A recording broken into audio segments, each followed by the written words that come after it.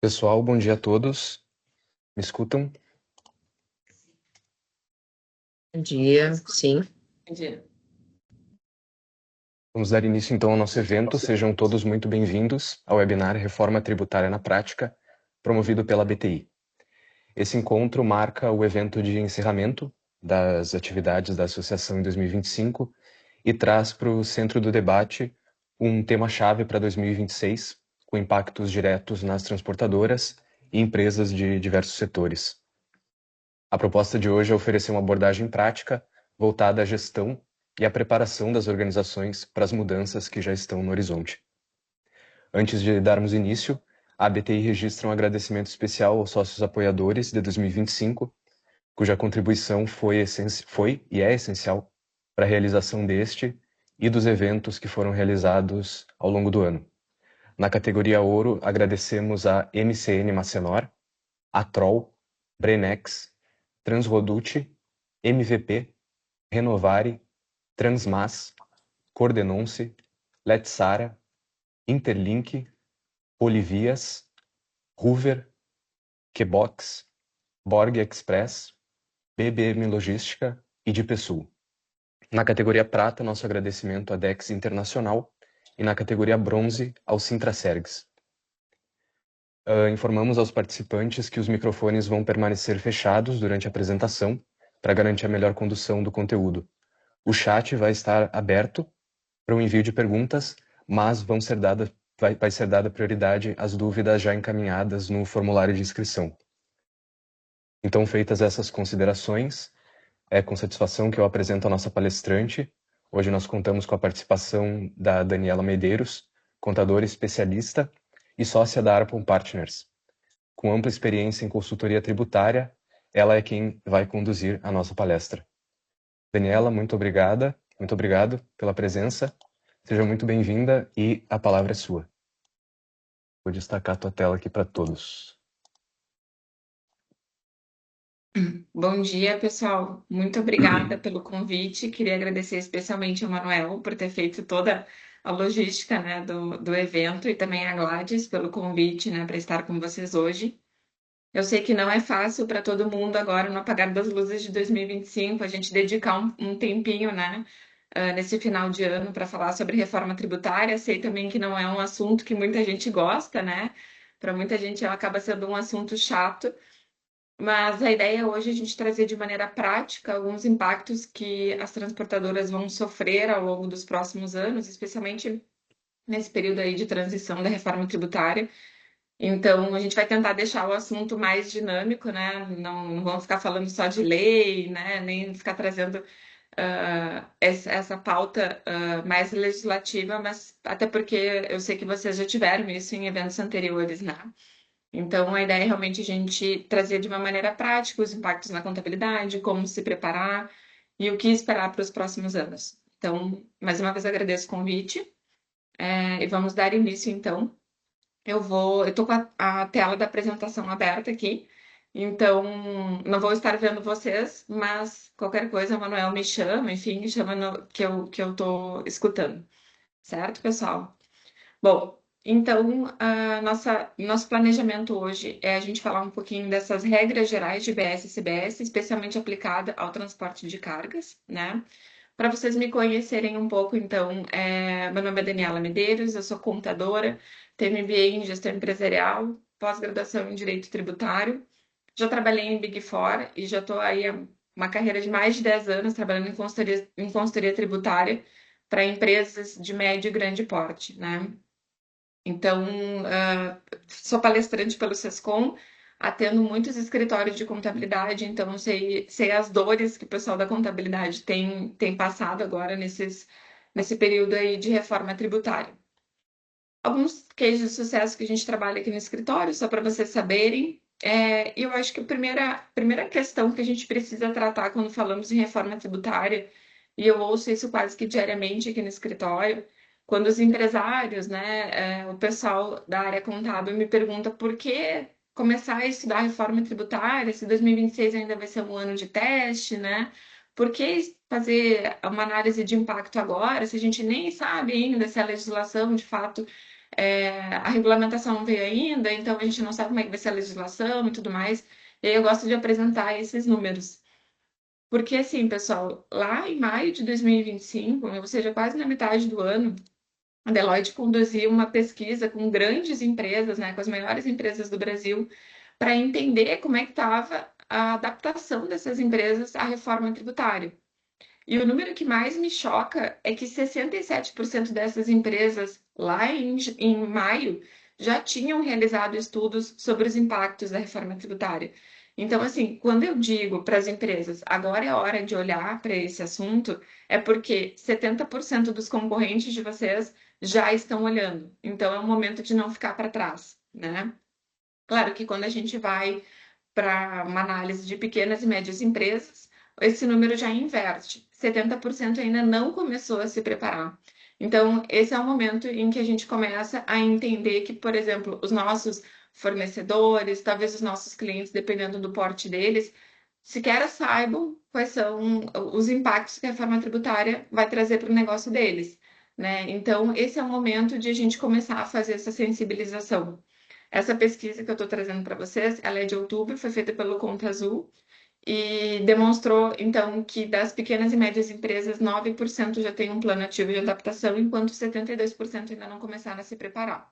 Então, a depender do porte de vocês, vocês já conseguem entender qual é o momento que vocês estão frente aos concorrentes de vocês. Muito bem. Nós temos falado muito sobre reforma tributária nesses últimos 2 anos, especialmente, né? A gente aqui no escritório, eu brinco que a gente dorme e acorda pensando em reforma tributária nesses últimos meses, mas vale lembrar que a reforma tributária, pessoal, ela não é um assunto novo no Brasil. Na verdade, ela é um assunto que vem sendo tratado há 30 anos. Então, desde lá, 1988, que a gente teve a reforma que criou a Constituição Federal no Brasil, a gente já veio tendo tentativas de reforma tributária.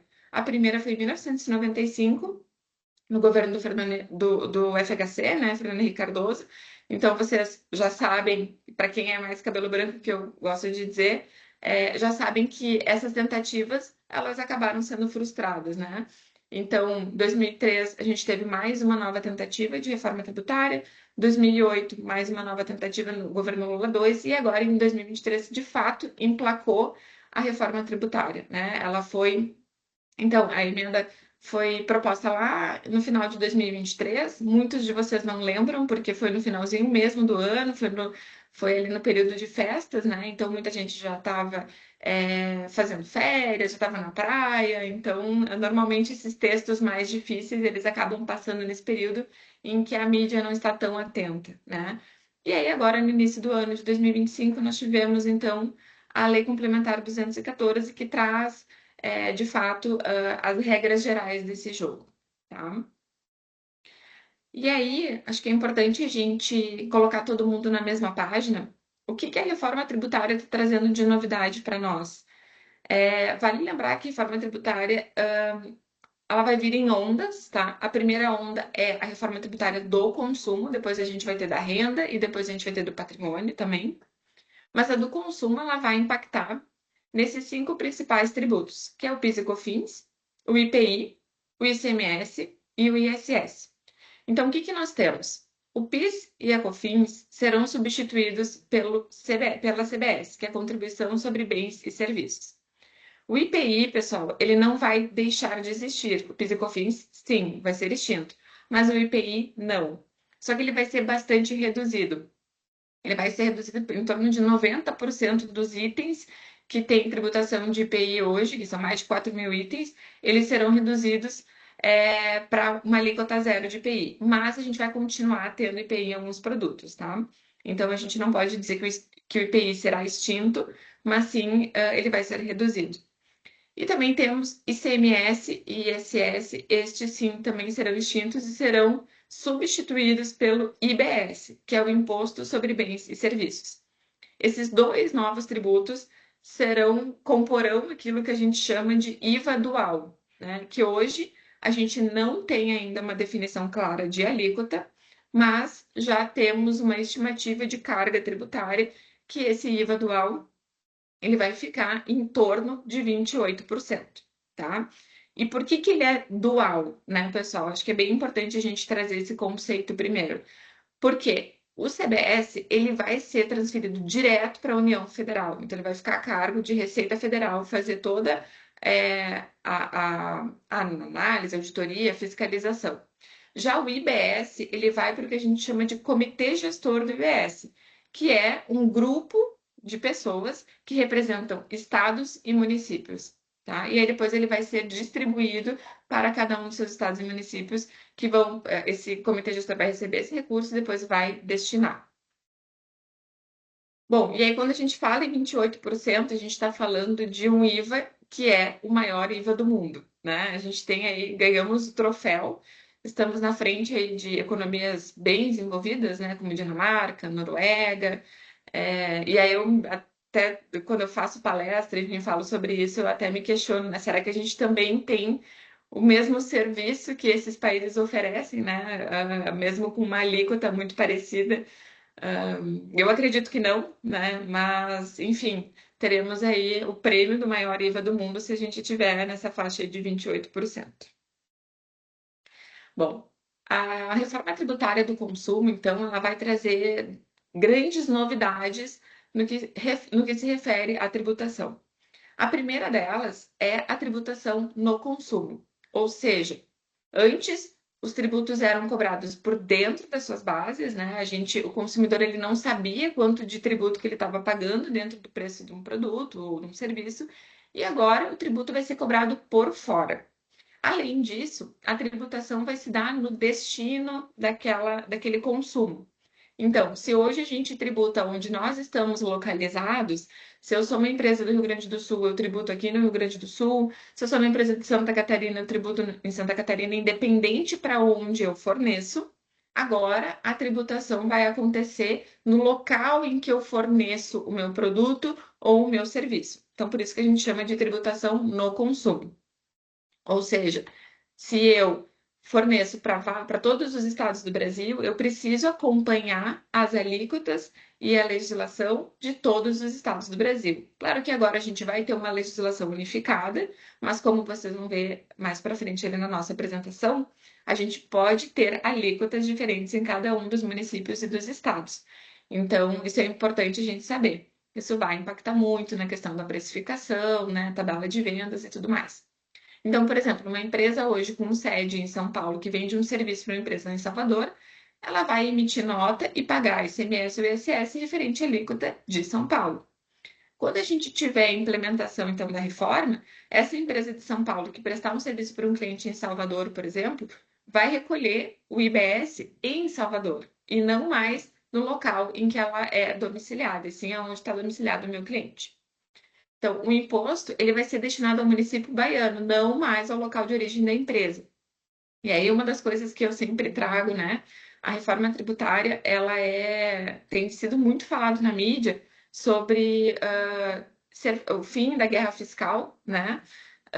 Que na prática a gente tem 27 estados concorrendo aí para trazer os investimentos. Só que agora a gente vai ter uma guerra fiscal que está vinculada, na verdade, ao consumo do município. Então, a gente deixa de ter a guerra entre os 27 estados e a gente vai ter uma guerra, entre aspas, entre esses 5 mil municípios que a gente tem no Brasil, né? Cada um deles querendo trazer o consumo para o seu lugar, né? Outra grande novidade da reforma tributária é o sistema da não cumulatividade plena. Então, respeitando o princípio da neutralidade, que é um dos princípios da reforma, né? Em princípio, o que nós temos é que todas as aquisições de bens e serviços que forem tributadas na origem, ou seja, que o meu fornecedor pagou o imposto sobre, vão gerar crédito para mim. Agora, não depende mais se aquele insumo ou se aquele serviço ele se refere especificamente à minha atividade, ele está vinculado especificamente à minha prestação de serviço ou à minha produção de bens. Mas agora, em princípio, eu gosto de frisar bem o em princípio, porque a gente ainda não tem isso tudo muito regulamentado, mas o que se fala bastante é que na reforma tributária tudo o que tiver nota fiscal vai dar crédito para a empresa, tá? Outra grande novidade, essa vocês devem ter visto bastante na mídia, é o split payment. O split, ele é uma forma de recolhimento dos tributos, ele não é a única forma, tá, pessoal? E ele é é como se fosse uma retenção, na verdade, em que a gente tem o pagamento do tributo acontecendo no exato momento em que a gente tem o pagamento do bem ou do serviço. Ou seja, se um fornecedor emite uma nota fiscal de uma mercadoria que tem um custo de R$ 1.280 para o seu adquirente, para o seu cliente, essa nota fiscal, quando o adquirente pagar por meio da instituição financeira, a própria instituição financeira ou o meio de pagamento já vai splitar, fazer a separação do que é tributo e o que é mercadoria. Então, esses R$ 280 de tributo já vão para o Comitê Gestor do IBS, para a Receita Federal, para pagar o CBS, e a instituição financeira manda para o fornecedor somente o valor daquele produto, que no caso do exemplo que a gente está trazendo aqui, é R$ 1.000, né? O split ele vai acontecer num primeiro momento a partir de 2027. Então, a previsão é que aconteça a partir de 2027. Acho que essa data é bem otimista, considerando que a gente ainda não tem todo o sistema do split sendo desenvolvido, né? Então, acho bem otimista, mas é o que a Receita Federal tem falado. E ele vai começar primeiro nas operações B2B, ou seja, empresa com empresa, em meios de pagamento, cartão de crédito e boleto. No Pix, a princípio, não, tá? Seria na segunda fase ali de implementação do split. Bom, e aqui é importante a gente trazer uma questão relacionada à transição, tá? A reforma tributária, a gente não vai virar uma chave e aí acordar com todas as regras da reforma tributária valendo. Na verdade, a gente vai ter aí um longo período de 7 anos em transição na reforma tributária, tá, pessoal? Então, aqui a gente tem a primeira coluna, 2025, que é o ano que nós estamos agora, tudo normal, né? Aquilo que vocês já estão conhecidos, que vocês já conhecem, aquela estrutura já conhecida. Para 2026, então, o que a gente tem de mudança? Temos a implementação de IBS e CBS às alíquotas teste, né? E a manutenção da tributação do jeito que ela acontece hoje, com IPI, com ICMS, com ISS e com PIS e COFINS. A grande mudança vem acontecer, então, em 2027, quando a gente tem a extinção do PIS e da COFINS, e a vigência do imposto seletivo, que é o IS, tá?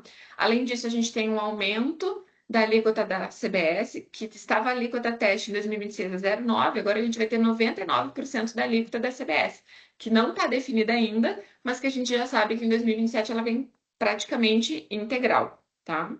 E aí, para 2028 na verdade, em 2029, a gente vai ter uma redução gradual dos tributos vigentes hoje e chegar em 2033, então, com a extinção total de ICMS e de ISS.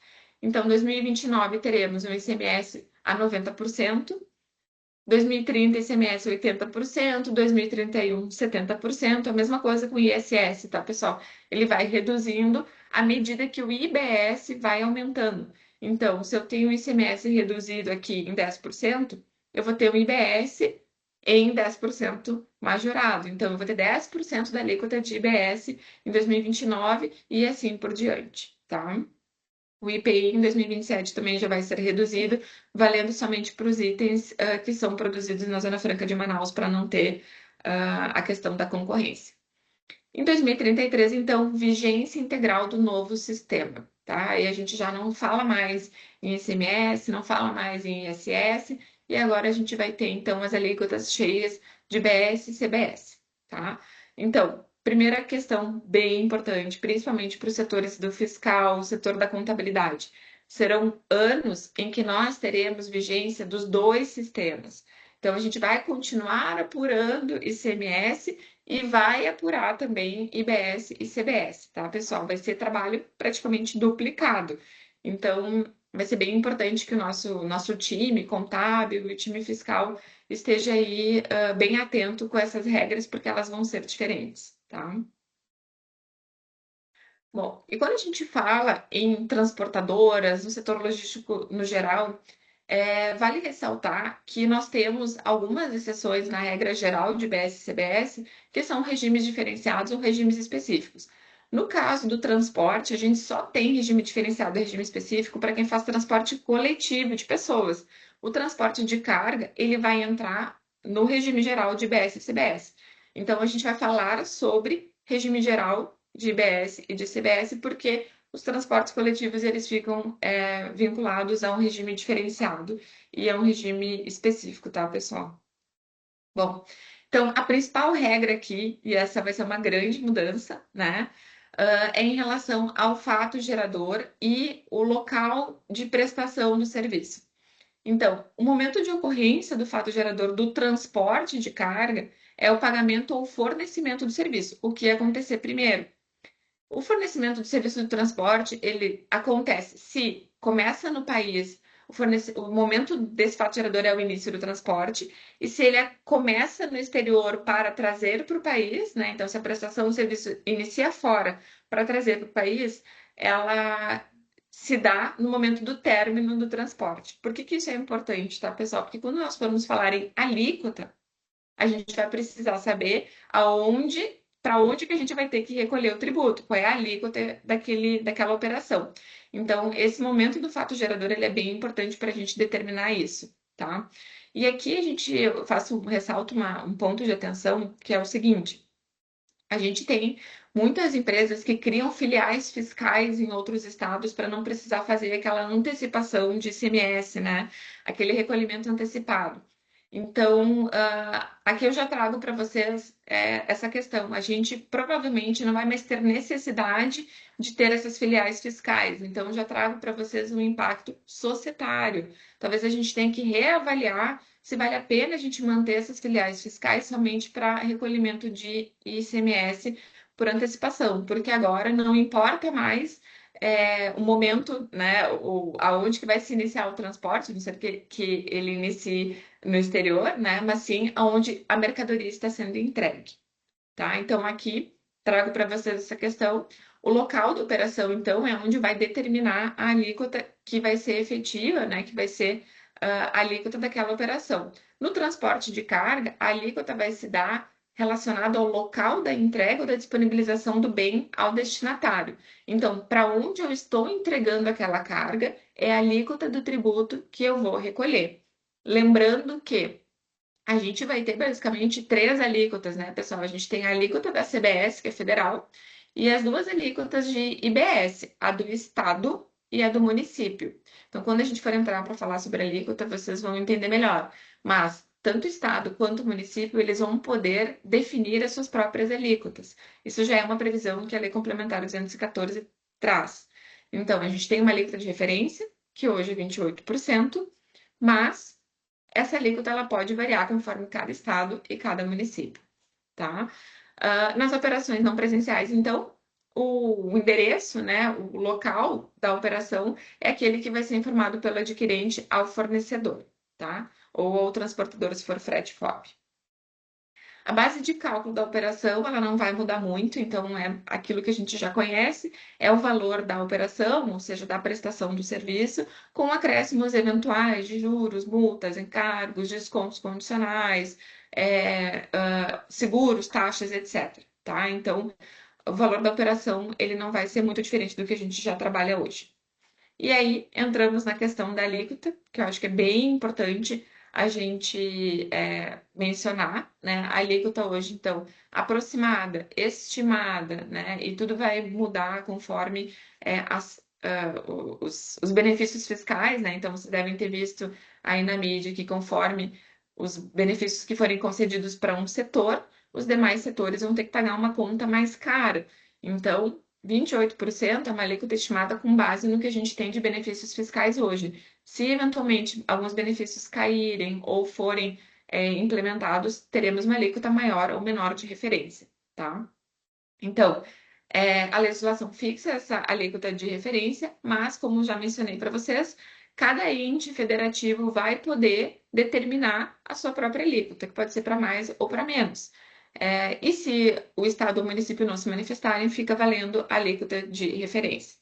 Aqui trago mais um ponto de atenção, especialmente para o pessoal do comercial, né? Eu tenho feito muitas reuniões com empresas e a gente sempre fala, quando a gente vai fazer uma palestra de reforma tributária, quando a gente vai fazer conversa com as empresas para trazer todas as áreas, né? Seja o setor fiscal, contábil, financeiro, mas também o setor de logística, também o setor comercial, porque a reforma tributária, pessoal, ela é uma mudança não só de regra, matriz tributária, mas ela também é uma mudança de negócio.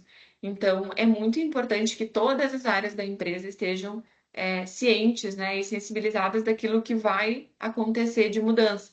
Porque no caso da alíquota, por exemplo, a gente vai poder eventualmente ter tabelas diferentes para locais diferentes que a gente vai prestar o nosso serviço.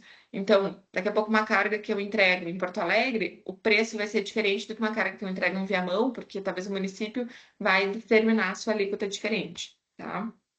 Então, isso acho que é bem importante a gente trazer esse ponto de atenção também.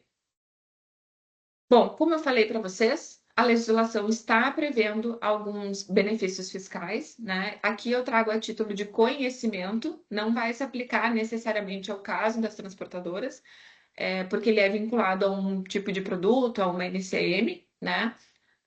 Mas para vocês saberem que existem essas reduções de alíquota, então, atividades prestadas por profissões regulamentadas, como é o caso de contabilidade, advocacia, arquitetura, engenharia, etc., elas vão ter uma redução de 30% na alíquota. Alguns produtos também vão ter redução, né? Como é o caso dos alimentos destinados a consumo humano, alguns dispositivos médicos, produtos agropecuários, tá? Tem uma redução de 60%. E aí temos uma redução de 100% para os casos de cesta básica, produtos hortícolas, frutas, ovos, etc. Tá? Alguns dispositivos médicos também. Então, trago para vocês a título de conhecimento, isso é o que a gente tem na legislação hoje, né? Pode ser que enfim, com outros projetos de lei que estão em tramitação, pode ser que esses benefícios eles mudem, mas em princípio o que nós temos hoje é isso. Bom, nós falamos sobre split payment anteriormente, né? O split, ele é uma forma de pagar o tributo, mas ele não é a única forma. A gente vai continuar tendo apuração de débitos e créditos. Vocês lembram que eu falei que o split ele é como se fosse uma retenção, né? Então, ele é uma antecipação entre aspas, né? Desse tributo da operação. Mas, vale a gente trazer aqui para conhecimento de vocês que está sendo desenvolvida, principalmente para a CBS, uma estrutura, uma plataforma chamada apuração assistida, em que o contribuinte vai ter acesso a todas as notas de aquisição, ou seja, notas de entrada e das notas de saída, para que a gente possa fazer o confronto de débitos e créditos. Então, para quem está acostumado, empresas que são do lucro real, que estão acostumadas com as operações de débito e crédito, não vai mudar muito, né?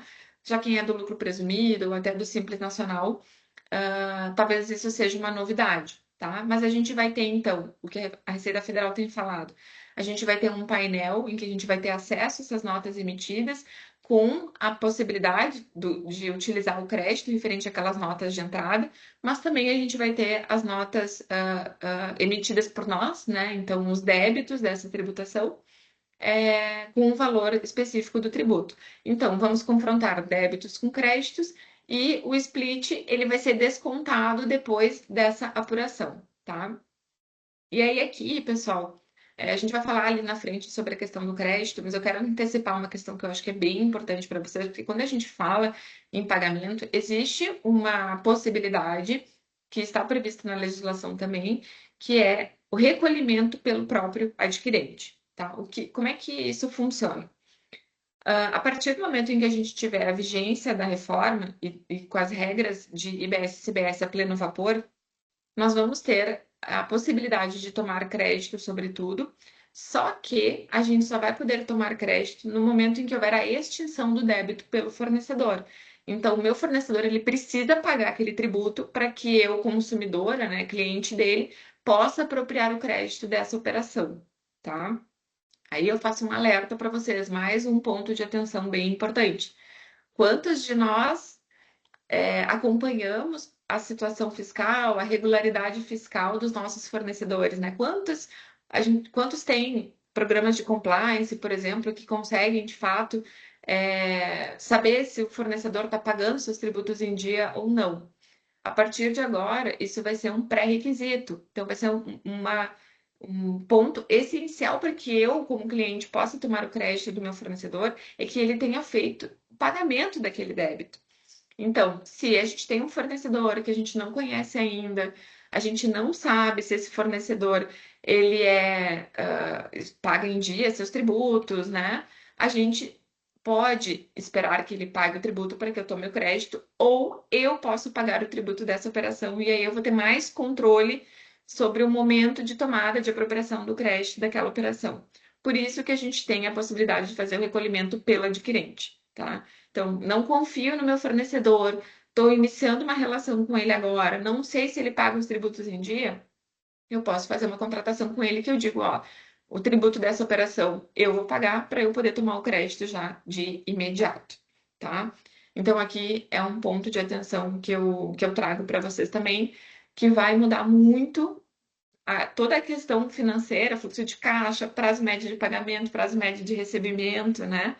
Porque a gente sabe, assim, nós que trabalhamos na área tributária e trabalhando em consultoria há tantos anos, a gente vê que tem muitas empresas que elas só conseguem funcionar, que o negócio só para de pé se elas se financiam com a receita, né? Então a gente sabe, tem muitas empresas que não pagam seus tributos na expectativa de que tenha lá na frente, né? A gente hoje tem ciência de que a cada 2 anos mais ou menos surge um refis com redução de multa e juros, né? Então muitas empresas acabam usando o dinheiro desse tributo para o seu giro, né? E aí espera 2 anos, faz lá um parcelamento alongado, faz um parcelamento com redução dessas multas e dos juros e acaba botando isso como estratégia de negócio, né? Então, agora essa dinâmica ela vai mudar. O cliente vai ser o auditor da receita, que nem a gente brinca, né? Só que não remunerado, infelizmente. E aí o cliente vai ter que ficar monitorando, então, se aquele fornecedor, se ele fez o pagamento daquele tributo, né? Se ele está em dia com as suas obrigações. Então, por isso nós temos a figura do pagamento pelo adquirente, tá? Então, eu quero reforçar para vocês, o split, ele não é a única forma de pagamento de tributo, ele é uma das formas, mas a gente vai continuar tendo uma apuração como a gente está acostumado, que é, acho que até trouxe na próxima tela, que é uma apuração mensal com um vencimento que ainda não está definido, né? E que vai ser consolidado dentro da matriz, enfim, dentro de um estabelecimento da empresa, tá? Isso aqui também é bem importante, porque especialmente no caso de quem trabalha com transporte internacional, para quem trabalha com exportação, quando a gente fala em exportação, normalmente a gente fala muito em créditos acumulados, né? Então, em saldos credores.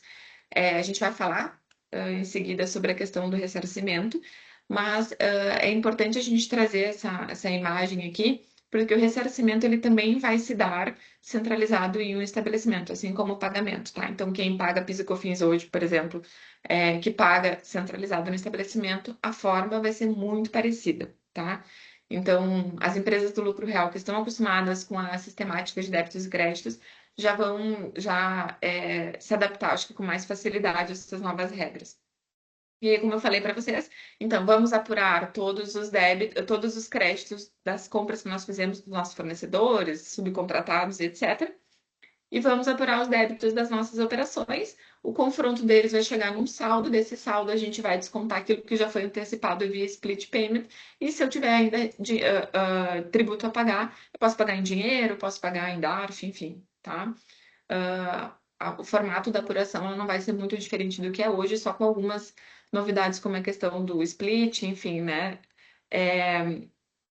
Eu não sei se até agora voltei aqui para a tela, se está claro, se o pessoal tem alguma dúvida em relação a isso, ou se a gente pode dar continuidade. Vou aproveitar e tomar um golinho d'água aqui.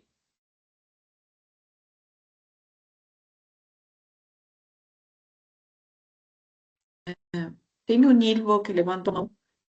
Se ele quiser falar, enquanto tu está respirando. Isso, aproveitar. Liberado o microfone aí, seu Nilvo, caso queira habilitar. fazer alguma pergunta?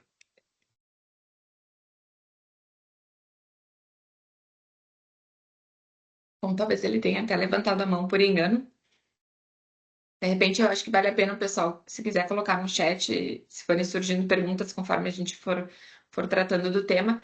Uma coisa importante da gente falar, pessoal, a turma ali da BTI fez um levantamento de todos os questionamentos que já foram enviados, né, no momento da inscrição.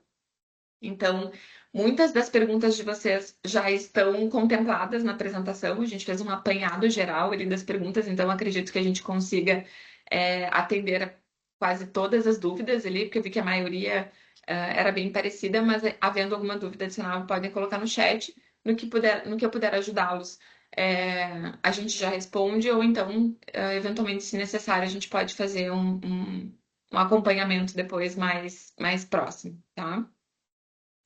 Eu vou seguir, então, na nossa apresentação. Isso, Daniela, eu ia te pedir para te seguir, para que depois, Perfeito. Vamos quando lá, tenha então. perguntas específicas, a gente faz. Tá joia. Muito bem. Bom, então, quando falamos em créditos, aqui eu acho que é a pergunta de milhões, né? Todo mundo quer saber o que vai gerar crédito, o que não vai gerar crédito de BS e CBS, né? Em princípio, tá, pessoal? Gera crédito tudo que a gente adquirir, né? Seja serviços de terceiros, seja contabilidade, seja os próprios insumos, seja serviço de manutenção, de frota, combustível, pneu, seguro de carga, máquinas, equipamentos, a própria frota, né? Que vai dar direito a crédito. O TAC, a gente vai falar depois sobre o TAC, né? Os subcontratados, eles também vão gerar crédito, a depender da forma como eles vão ser tributados. A gente vai ter ou um crédito presumido ou crédito de fato da operação, tá? Mas tem algumas coisas que a gente não pode apropriar crédito. E aqui eu quero reforçar para vocês, faço um alerta que a gente tem que ter muito cuidado, porque a legislação ela é muito clara nesse sentido. Então, tudo que for gastos de uso pessoal, principalmente vinculados aos sócios, a gente não pode apropriar crédito. Então, se a nossa empresa tem, por exemplo, a gente sabe que muitas vezes é mais barato comprar carro na pessoa jurídica, né? Mas o carro é destinado especificamente ao sócio, ele usa no dia a dia dele, né? Não é do trabalho, ele vai para casa, enfim, para sua rotina. Tudo que for gasto vinculado ao sócio não gera crédito de IBS e CBS, tá? Outra questão que não gera crédito de IBS e CBS são os salários, folha de pagamento para pessoa física. Então, se eu tenho funcionário CLT, eu não posso tomar crédito sobre essa despesa, tá? Aqui a gente também faz, eu vou trazendo, conforme a gente vai falando, vou trazendo dicas para vocês e pontos de atenção, porque como a gente fala muito com os empresários, né, e a gente fala com as empresas nesse momento de adaptação, já sei que surgem algumas possibilidades também que o pessoal pergunta, planejamento tributário, etc. Bom, folha de salários, pessoal, como eu falei, não dá crédito, mas serviço terceirizado dá crédito. Então, eventualmente, uma estrutura nova de equipe, daqui a pouco pensar em ter uma parte da minha empresa terceirizada, né, contratado por PJ, e eu não estou falando aqui só de pejotização, né, só colocar meu funcionário como PJ, mas começar a pensar como estratégia de negócio, a gente terceirizar alguma parte da nossa empresa, a gente vai ter talvez uma economia tributária mais interessante. Porque se a gente sabe que hoje o salário pago da pessoa física não gera crédito, mas da pessoa jurídica gera, então talvez terceirizar uma parte da nossa atividade vale a pena sob o ponto de vista tributário, tá? E aí a legislação traz também que outras aquisições sem vínculo com a atividade econômica, elas também não gerariam crédito, tá? Então, qual é a dica que a gente dá aqui para garantir direito ao crédito, para a gente não ter problema lá na frente? Vamos registrar corretamente os eventos na nota fiscal eletrônica quando a gente adquirir, principalmente nos casos em que há uma presunção de uso pessoal. Eu trago aqui como exemplo para vocês, que não é um exemplo que de repente a gente consegue aplicar tão diretamente no caso das transportadoras, mas fica mais fácil de visualizar. Por exemplo, se eu compro uma joia para minha empresa, né, vou, sei lá, dar de presente para alguém, ou vou, enfim, comprar para o sócio uma joia, ou a legislação presume que essa joia ela é de uso pessoal, portanto, ela não está vinculada à minha atividade econômica. No entanto, se eu sou uma joalheria e se eu revendo essa joia, a joia está vinculada à minha atividade empresarial. Logo, eu posso sim tomar o crédito sobre ela. Então, a gente tem que ter cuidado no momento da escrituração dessas notas de entrada para que a gente tenha, de fato, a comprovação, né, o registro correto da destinação daquele item, tá? Muito bem. Vamos falar então sobre o transportador autônomo de carga, né, o TAC, que eu tenho certeza que muitos de vocês trabalham com esse tipo de terceirização. O TAC, assim como o Simples Nacional, a gente vai falar em seguida do Simples Nacional também, tá? Eles são considerados um não contribuinte de BS-CBS, ou seja, ele não vai fazer recolhimento de BS-CBS, a não ser que ele opte por se tornar um contribuinte. E aí ele vai começar a apurar IBS-CBS como se fosse um contribuinte normal, apurando débitos e apurando créditos, tá? Então ele vai poder emitir essa nota ou esse CTE, enfim, como um contribuinte de BS-CBS, transmitindo o crédito da operação com alíquota cheia. Tá, mas e se o meu TAC optar por não fazer essa apuração de IBS-CBS regular, que nem a gente chama, né? O que vai acontecer? Eu vou poder tomar crédito sobre ele? Sim, vou poder tomar o crédito. Mas lembrando, ele não é um contribuinte. Então, o crédito que eu vou poder tomar dele é um crédito presumido. A gente ainda não tem o percentual definido de presunção. Então, não consigo dizer para você se vai ser mais ou menos. Mas, pela lógica, provavelmente vai ser um valor bem menor do que se esse TAC estivesse numa apuração regular de IBS-CBS, tá? Vale lembrar que o crédito presumido ele só pode ser usado para deduzir IBS e CBS, tá? Então, se sobrar crédito presumido, eu não vou poder ressarcir e nem compensar com outros tributos, tá? E eles serão concedidos apenas ao contribuinte que adquirir aquele serviço, tá? E suportar diretamente a cobrança do valor, ou seja, para quem está pagando de fato aquele serviço, tá bom? O crédito presumido, como eu falei para vocês, ele ainda não está definido qual vai ser a alíquota, e ele vai ser calculado com base em um percentual específico aplicado sobre esse valor da operação, e esse percentual vai ser divulgado anualmente até o mês de setembro, tá? Mas não temos ainda uma previsão, então provavelmente vai acontecer para o ano que vem essa divulgação, enfim, o que eu estou trazendo para vocês é o que está previsto na legislação, ainda não foi regulamentado esse ponto. O TAC não contribuinte, ou seja, aquele que optar por continuar como ele está hoje, só recolhendo imposto de renda, recolhendo INSS, ele tem um benefício que na compra de veículo ele vai ter IBS e CBS reduzidos a alíquota zero. Então, aqui também vale a pena a gente pensar, principalmente para os nossos fornecedores, nossos subcontratados, né? Que esse é um benefício bem interessante para quem para quem terceiriza a frota, enfim, para quem faz essas subcontratações. Bom? Bom, e aí falamos em ressarcimento anteriormente, né? E principalmente, como eu falei lá no início, para quem trabalha com carga internacional, para quem está exposto a uma coisa que a gente chama de imunidade, né? Então, quem trabalha fazendo exportação tem um benefício que é a imunidade tributária. Esse benefício ele vai continuar valendo, tá, pessoal? Ele é um benefício previsto na Constituição Federal. A reforma tributária ela não vai tirar esse benefício.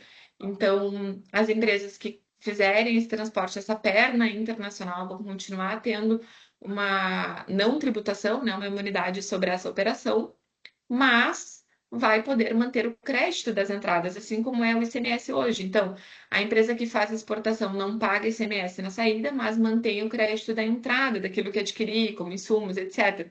Então, o que acontece normalmente nas empresas que têm esse tipo de operação? Eu tomo crédito, mas eu não tenho débito, então eu fico com um crédito muito alto, que é o que a gente chama de saldo credor, né? O saldo credor hoje, em regra, ele é ressarcível, ele é compensável. Posso transferir para terceiros, ou como a gente chama, vender para terceiros esse crédito, né? Ele é um crédito muito bom, ele é muito líquido. Então, na reforma tributária, a gente vai continuar tendo a possibilidade de fazer ressarcimento desses créditos, tá bom, pessoal? Então, se no final do mês apurei saldo credor, identifiquei ali possibilidade de ter esse saldo credor, eu vou poder solicitar o ressarcimento integral ou parcial desse valor, tá? A regra geral de ressarcimento, 180 dias. Acho muito otimista, principalmente quem trabalha com pedido de ressarcimento, compensação de créditos, como é o nosso caso. A gente sabe que 180 dias é muito, muito otimista, mas é a previsão que temos na legislação.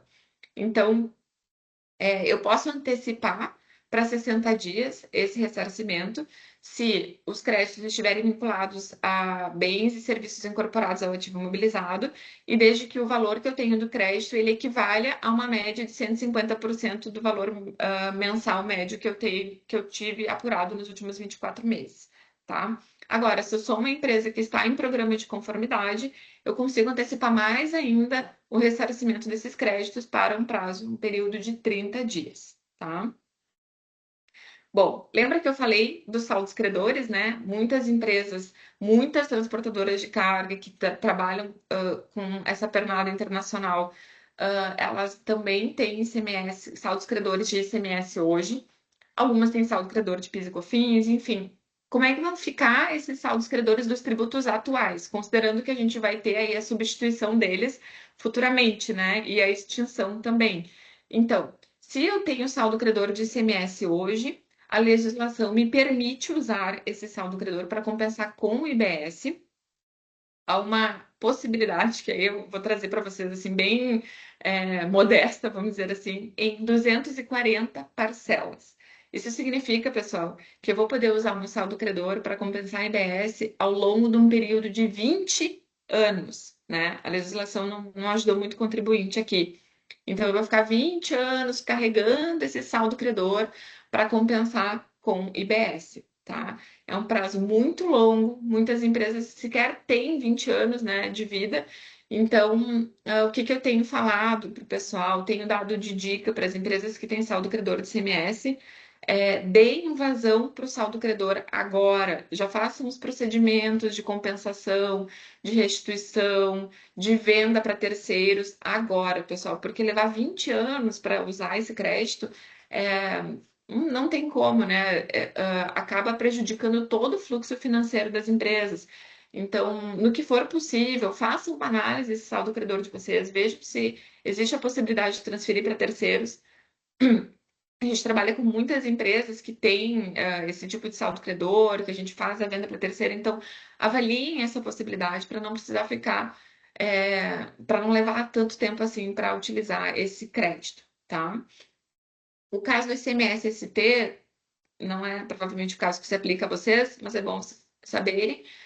Os créditos, o saldo credor acumulado de ICMS-ST, ele também vai poder ser compensado, só que num período de 12 meses, tá? Então serão 12 parcelas mensais. E quem tem saldo credor de PIS e COFINS vai poder compensar com o valor de CBS, tá?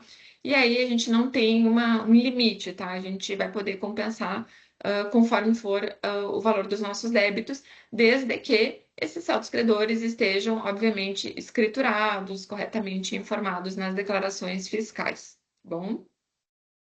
Bom, falamos do Simples Nacional anteriormente, quando a gente está falando do TAC, né? As empresas do Simples, pessoal, elas vão ter, e aqui eu quero também fazer um ponto de atenção, porque muita gente na internet, né, falando que o Simples Nacional vai acabar, que as empresas do Simples Nacional vão deixar de existir. Na prática, o Simples Nacional ele vai continuar existindo, tá?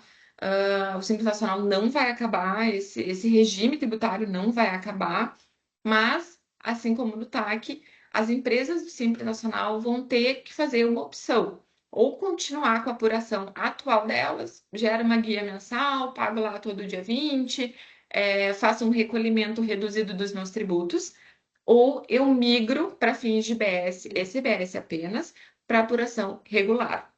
Por que fazer essa migração?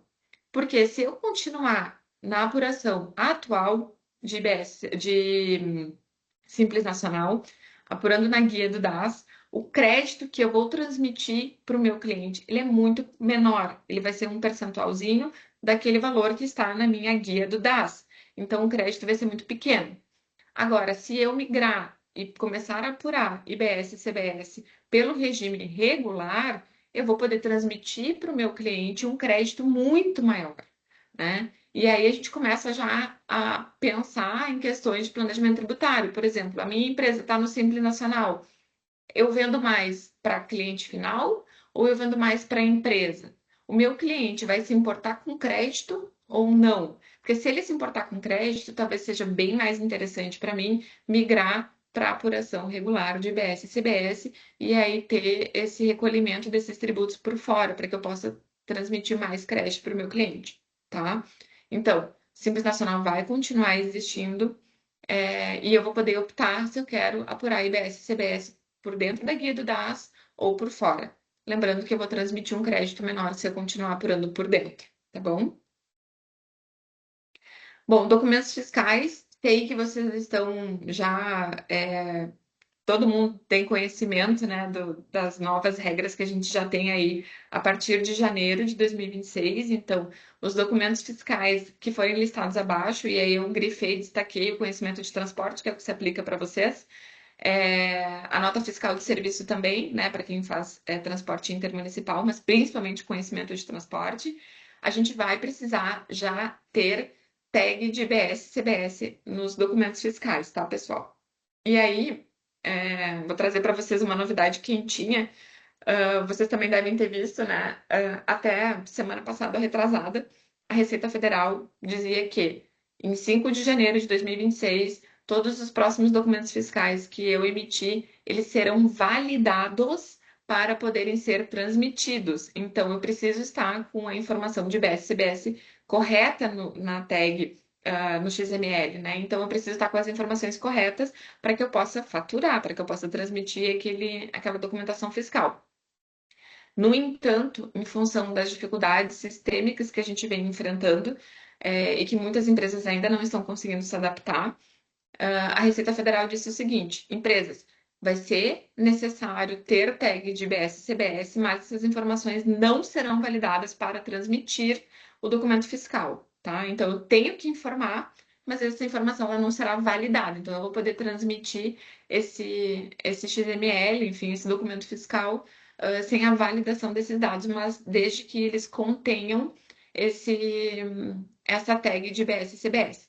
Por que eu estou falando isso para vocês, pessoal? Porque tem uma disposição lá na legislação que diz o seguinte: o recolhimento de IBS e CBS em 2026, ele é um recolhimento de teste, ou seja, eu informo IBS e CBS, mas eu compenso com PIS e COFINS. Mas, se eu não cumprir com as minhas obrigações fiscais, com as minhas obrigações acessórias, esse recolhimento ele não vai ser teste, ele vai ser efetivo. Então, o que se entende por cumprir com as minhas obrigações fiscais? É emitir documentação fiscal com as tags, tá? Então, se eu estiver emitindo essa documentação fiscal certinha, eu não vou precisar ter um recolhimento adicional desse 1% de IBS e CBS para o ano de 2026, tá bom? Então, documentação fiscal temos que emitir com essas tags.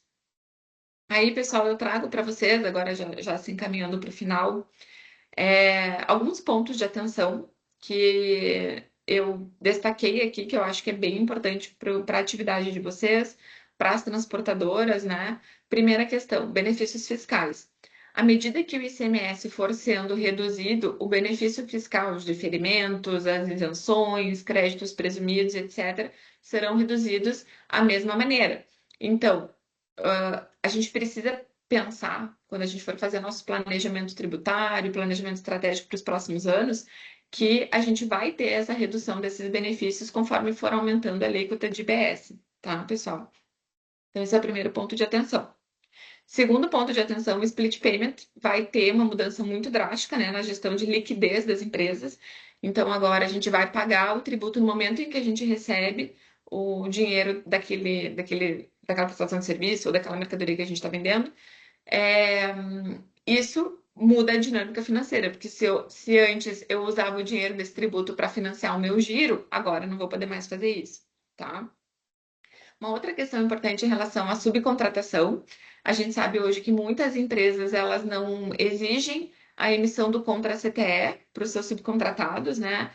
os estados, a maioria dos estados também não exige que o subcontratado tenha contra-CTE para transitar, né? Mas ele vai ser importante para quando a gente estiver tendo esse terceirizado e a gente quiser apurar o IBS e CBS de crédito sobre essa prestação de serviço. Então, vai ser necessário que a gente exija a emissão desse documento fiscal para poder apropriar o crédito, tá bom? Saldos credores, né? As operações com empresas exportadoras, essencialmente, elas vão gerar, muito possivelmente, um acúmulo de crédito de IBS e CBS. Então, já mencionei para vocês como é difícil, né? Como é travada a possibilidade de utilizar esses créditos, esses saldos credores, né? O ressarcimento, etc. Então, a gente vai ter que ficar atento a isso, né? Ver todas as possibilidades que a gente tem de dar vazão para esses saldos credores, tá? Esse também é um ponto de atenção que eu acho que pode impactar muitos de vocês. Em relação à responsabilidade, né, os transportadores eles são solidariamente responsáveis pelo pagamento de IBS e CBS no transporte de bens que não tiverem documentação fiscal idônea, né, ou então que a entrega for realizada em local distinto daquele indicado no documento fiscal. Então, é muito importante que o documento fiscal esteja correto, com as informações corretas, né? Isso, a gente também vai ter que ficar de olho nessa informação também, para que a gente, como transportadora, não seja responsabilizado por esses tributos também, tá? E locação de veículos, que hoje, no regime atual, né, a locação de veículos ela não é onerada por ICMS e ISS, mas depois da reforma ela vai ser base de cálculo desses novos tributos. Então, quem trabalha com locação de frota, né, vai precisar planejar aí um custo adicional para essa frota de veículos que eventualmente venha a ser locada, tá bom? Bom, são muitos pontos de atenção, né? Isso a gente está falando de maneira geral das transportadoras. Aqui eu trago especialmente os impactos para a contabilidade, né? De ponto positivo, a gente tem o split, ele promete reduzir a sonegação. Então, aquilo que eu falei para vocês, né, sobre a questão do contra-CTE, por exemplo, muitas empresas, muitas transportadoras hoje estão no Simples Nacional porque elas não emitem documentação fiscal para fins de faturamento, né? Então, talvez se elas emitissem integralmente essa documentação fiscal, elas já nem estariam mais no Simples Nacional. Agora, o próprio mercado vai se regulamentar, né? Vai se regular. Então, o cliente ele vai começar a exigir do seu fornecedor o documento fiscal para poder tomar o crédito. Então, isso significa que as transportadoras menores, aquelas que estão no Simples, ou aquelas que fazem aqueles planejamentos tributários mais criativos, né? Que botam o CNPJ no nome da esposa, no nome do filho, enfim, para não atingir o teto do Simples Nacional, talvez a gente vai ter que repensar essa estrutura, tá? A ideia é que o split ele traga de fato uma menor sonegação fiscal, tá? Um ponto positivo também, que a gente vai ter uma legislação única, né, que promete trazer essa simplificação nas operações. A base ampla de créditos, né, respeitando a não cumulatividade plena, aquilo que a gente já mencionou anteriormente. E uma potencial redução de carga tributária para alguns setores, tá? E aqui eu friso que são alguns setores.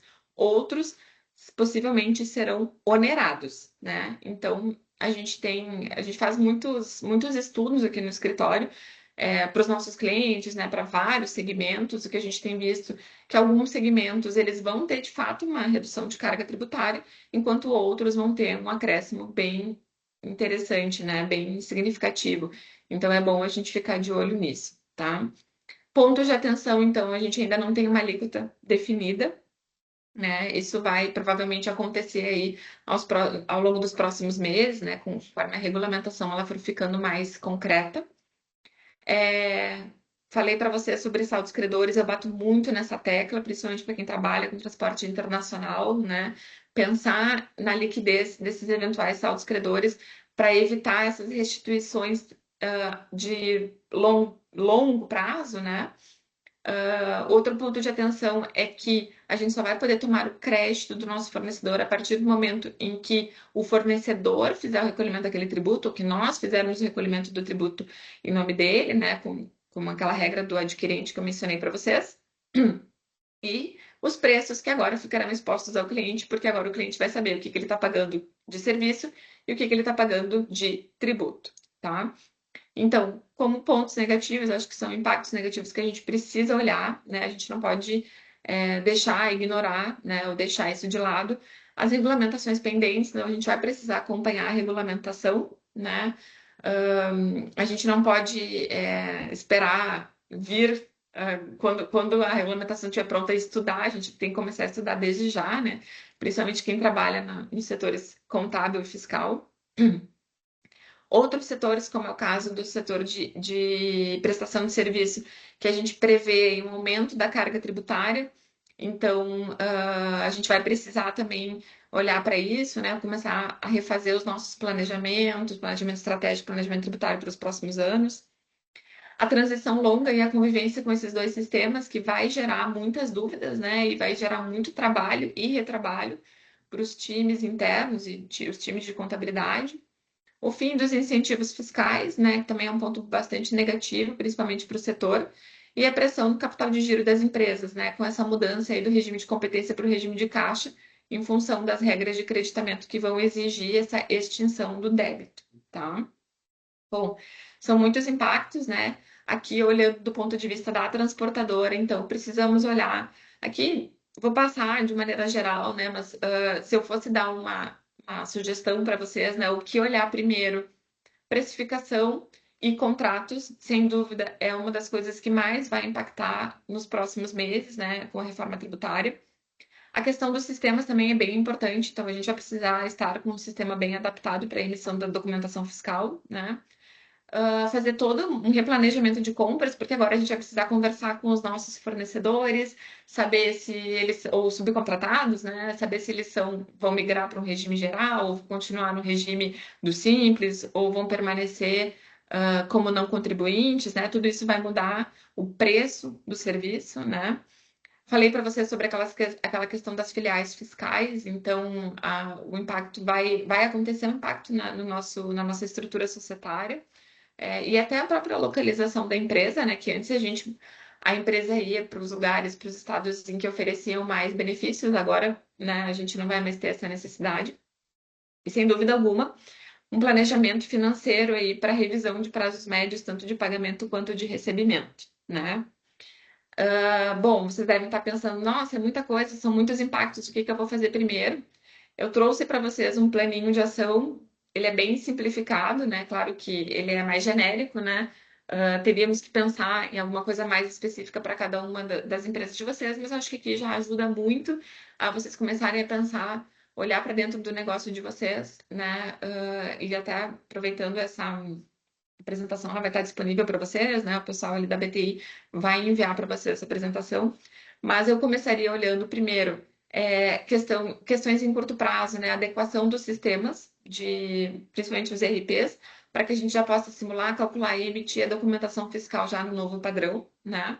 Contratos que eu já falei anteriormente, então revisar esses contratos com fornecedores e com clientes, incluindo, pessoal, cláusulas de repasse e aproveitamento de crédito. Então é bem importante a gente já ter isso previsto nos nossos contratos. Capacitação das equipes, né? O que vocês já estão fazendo aqui conosco hoje, então, treinando equipe de controladoria, treinando equipe de fiscal, contabilidade, vendas, todo mundo está na mesma página para saber quais são as mudanças, né? E eu acho que, assim, uma informação bem importante até que eu quero trazer para vocês.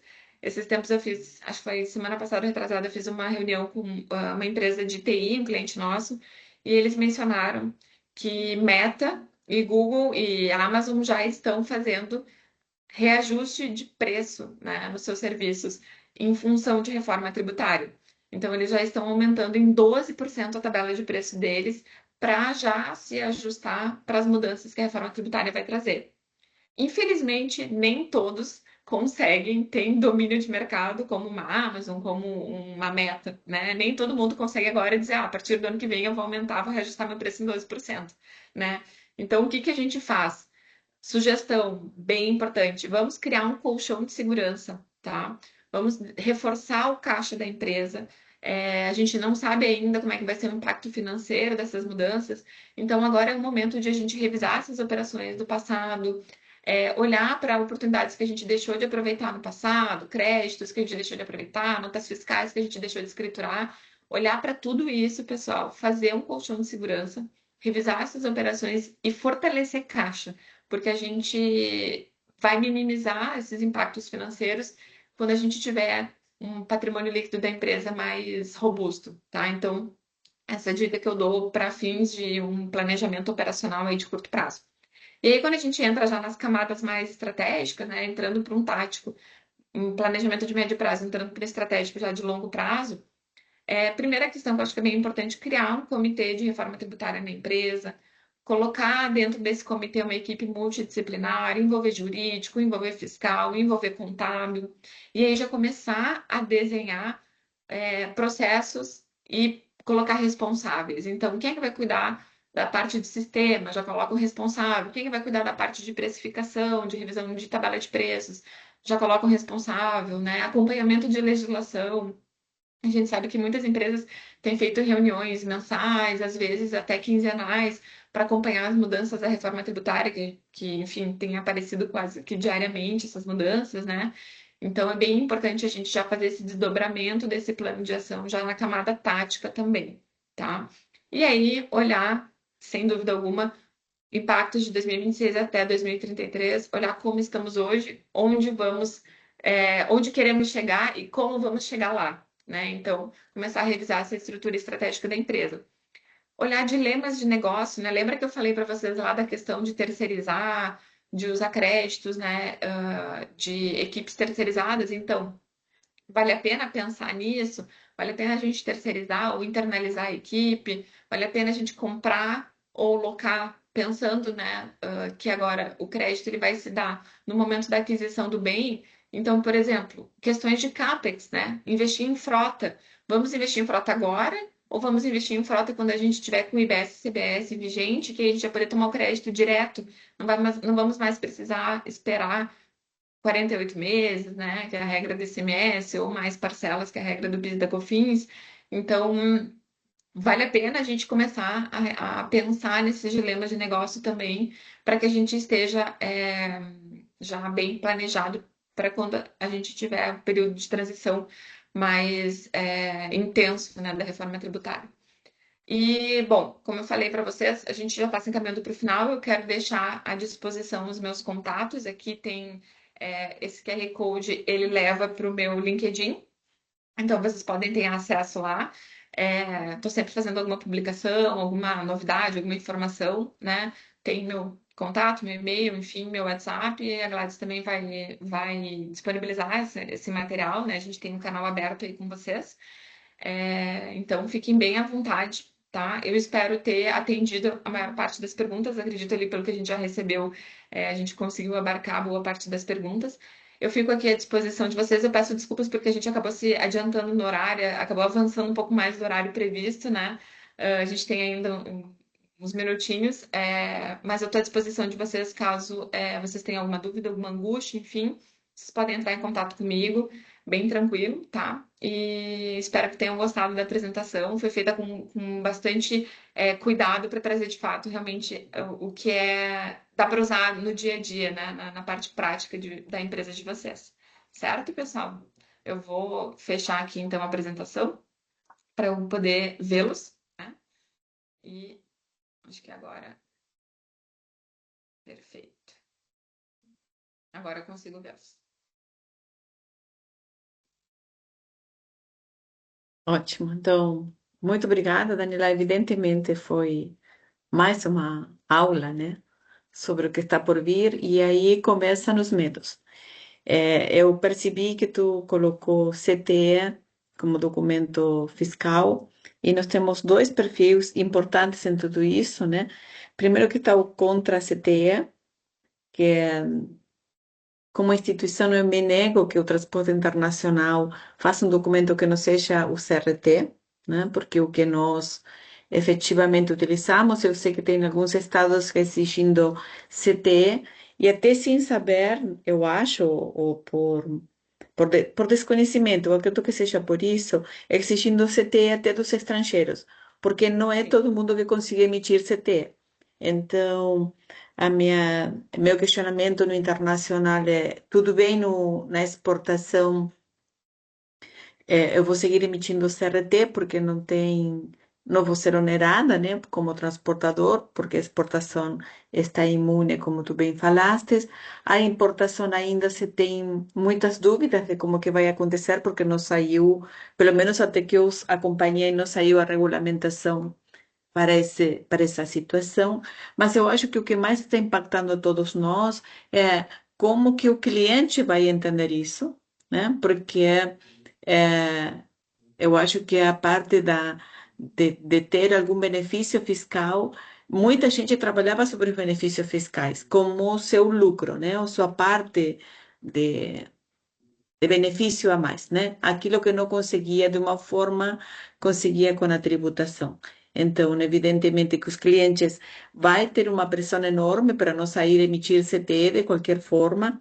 E no meu entendimento, se eu tenho um CRT onde consta, por exemplo, que eu vou cobrar um frete de $2.400, se eu emitir um CTE, estou duplicando meus impostos porque eu não vou ter esse faturamento. E nós sabemos que os clientes vão estar ávidos para nos tirar, para ficar com algum crédito fiscal, em todos os sentidos, né? E, por um lado, como é que nós vamos atuar com os clientes? E, por outro, o que vai acontecer com o terceiro? Porque, por exemplo, às vezes a gente necessita utilizar um terceiro estrangeiro que, evidentemente, não vai me dar esse crédito fiscal.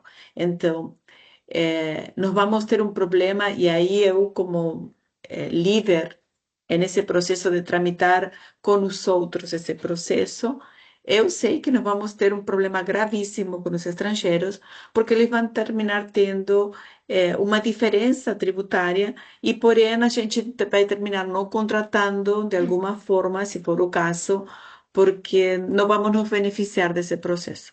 Então, entender um pouquinho melhor sobre isso, né? Porque eu sei que tem questionamentos aqui eh, no chat de como é que eu vou fazer para o IBS municipal, se eu vou ter eu acho que primeiro isso aqui principalmente é internacional e eu gostaria que tu pudesse falar ao respeito.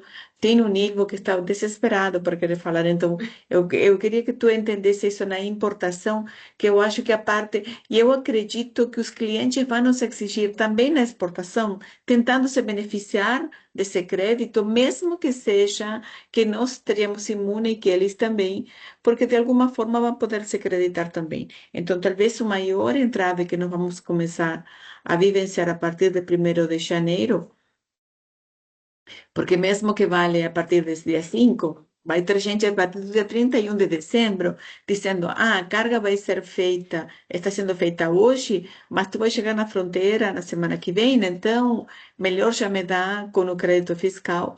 É como que nós vamos tratar isso com os clientes quando que o único documento que nós teríamos que manter é o do CRT. Gladys, eu acho as tuas perguntas e provocações muito pertinentes, né? A gente tem uma carência de regulamentação para o setor do transporte, principalmente no que se refere à parte internacional, né? Justamente porque toda a reforma tributária está baseada em documentação fiscal. E quando a gente fala em transporte internacional, a gente fala de documentação para fiscal.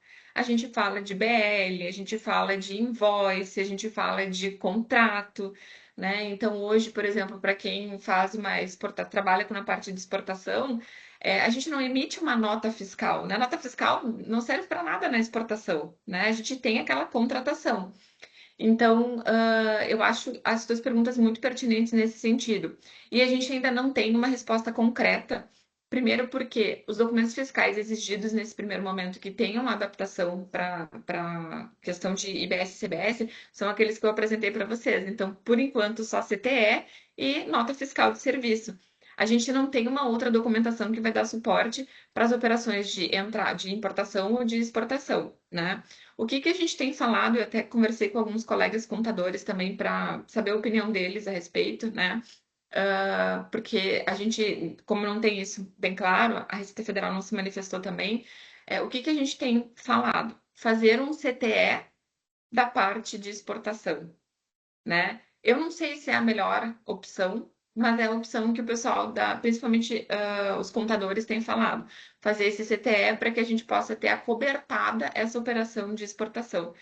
Não acho que seja o mais adequado, imagino que a Receita Federal, em algum momento, ela vai se manifestar em relação a isso, e eu acho que a gente vai ter algumas exceções à regra tributária da documentação fiscal, como é esse caso, né? Então, se hoje eu tomo crédito sobre uma. Vou dar um exemplo para vocês de aluguel, né?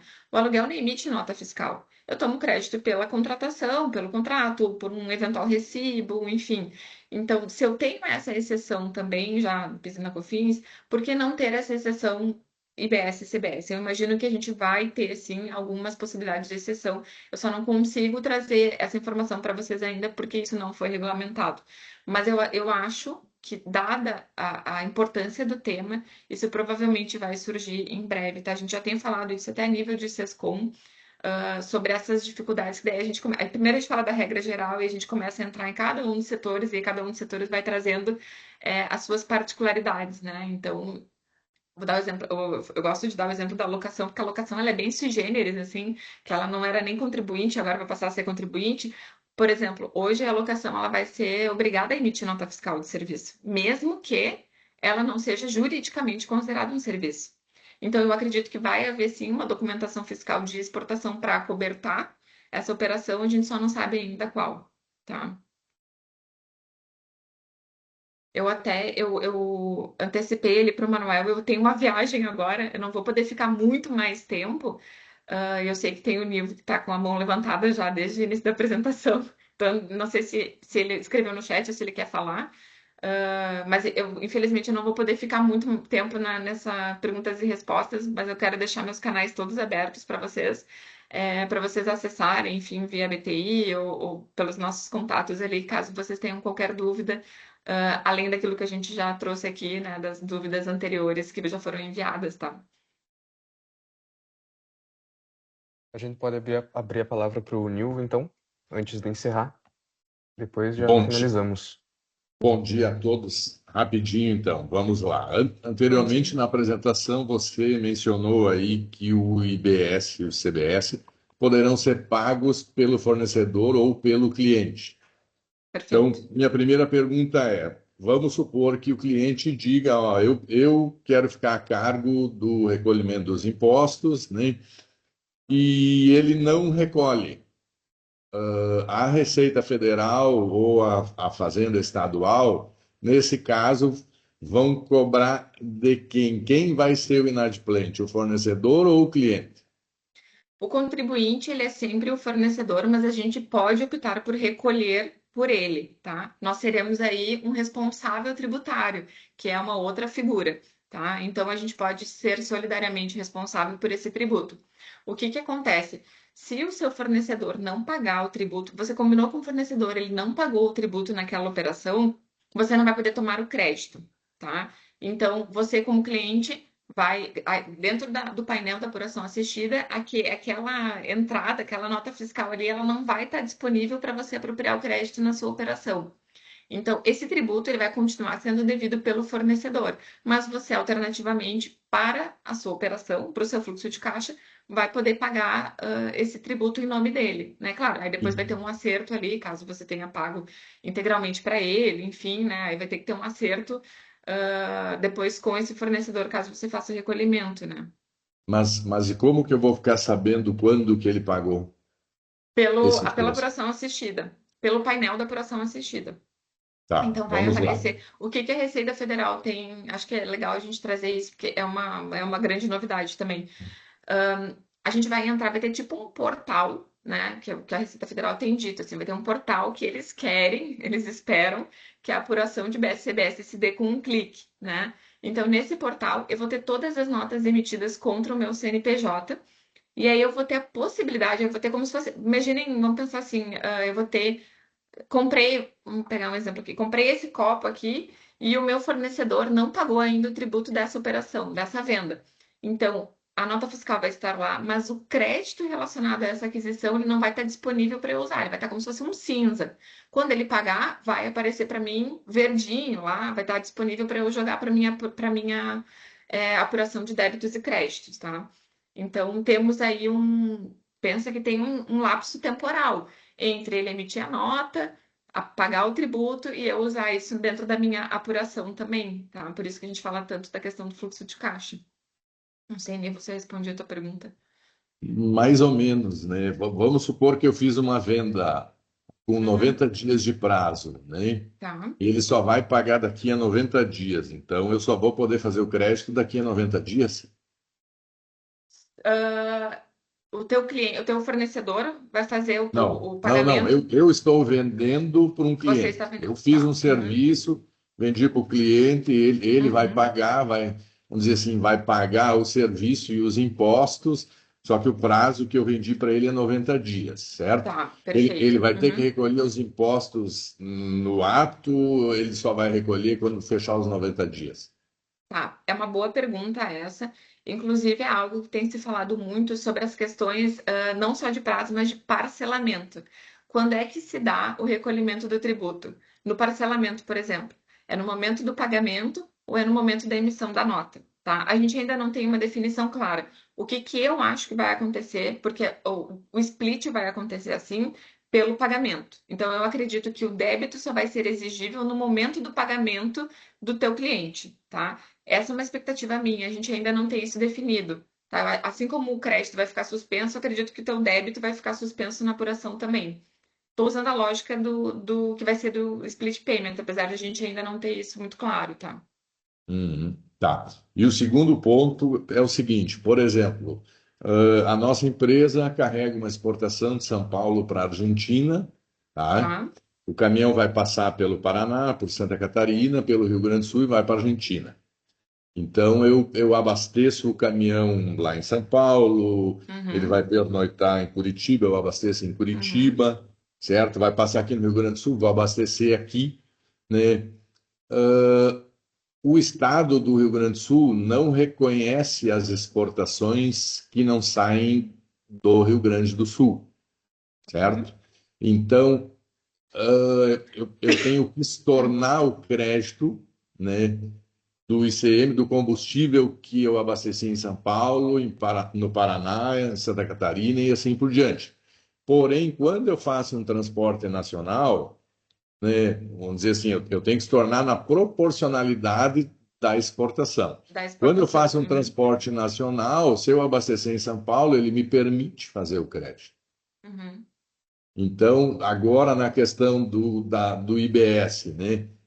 Se o Estado disser, ah, não, essa exportação iniciou no Estado do Paraná, com destino da Argentina, eu não reconheço o teu crédito de IBS. Como fica? Tá. Excelente pergunta também. A imunidade da exportação, ela já tem previsão de manutenção do crédito da entrada. Então, independente de onde você iniciar o transporte, porque o IBS vai ser devido quando a carga é destinada para o exterior, o IBS e CBS são devidos no local de início da prestação do serviço de transporte, tá? Então, mas, independente dessa regulamentação, a própria legislação já te autoriza a manter o crédito da entrada, mesmo que justamente pelo teu serviço de transporte finalizar no exterior. Então, como você tem imunidade, você não vai fazer o recolhimento, porque o transporte, ou você não vai ter a-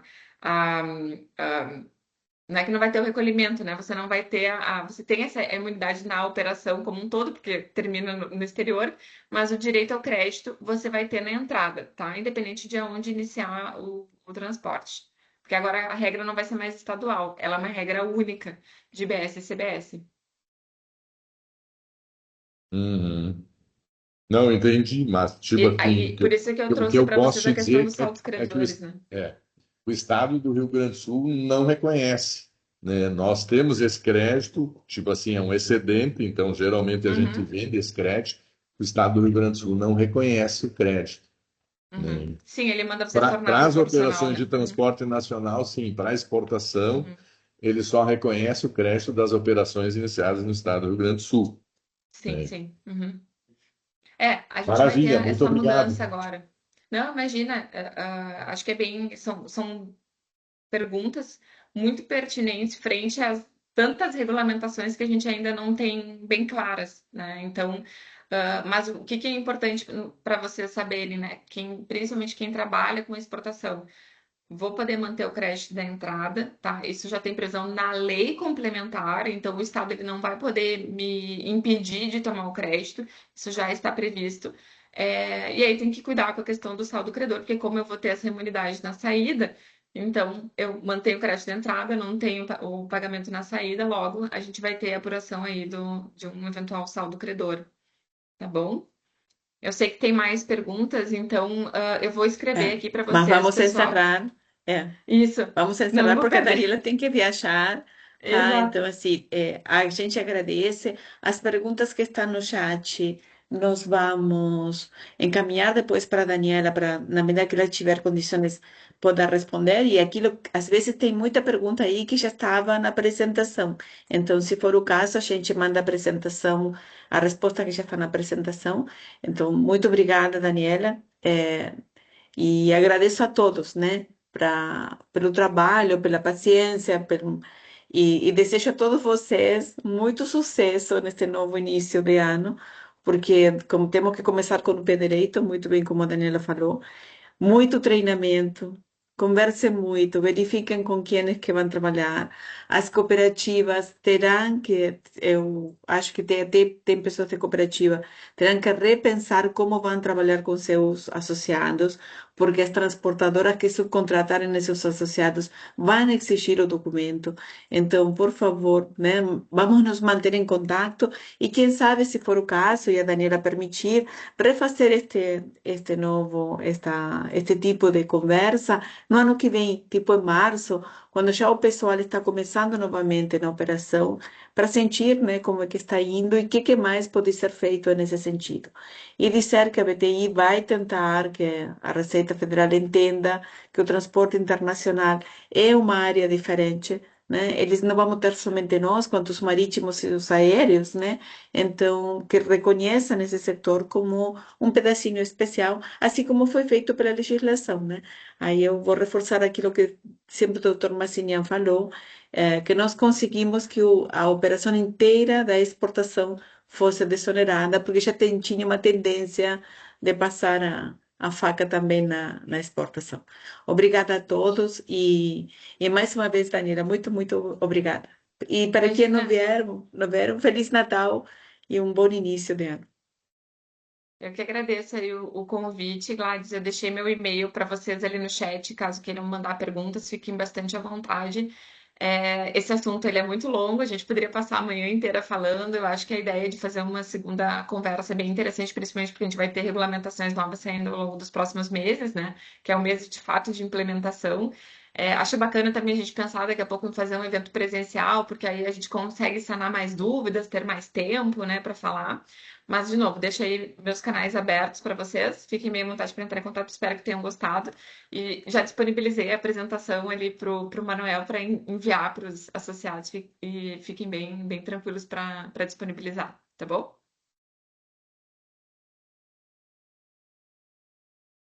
Bom Natal para todo mundo, então. Boas festas, feliz ano novo. Tudo de bom para vocês. Igualmente, obrigado, Daniela. Vamos encerrando então o nosso evento. Muito obrigado pela participação de todos. Muito obrigado de novo, Daniela, e a Arcon Partners pela parceria nesse evento. Tchau, tchau. Um bom dia a todos. Tchau, tchau, pessoal.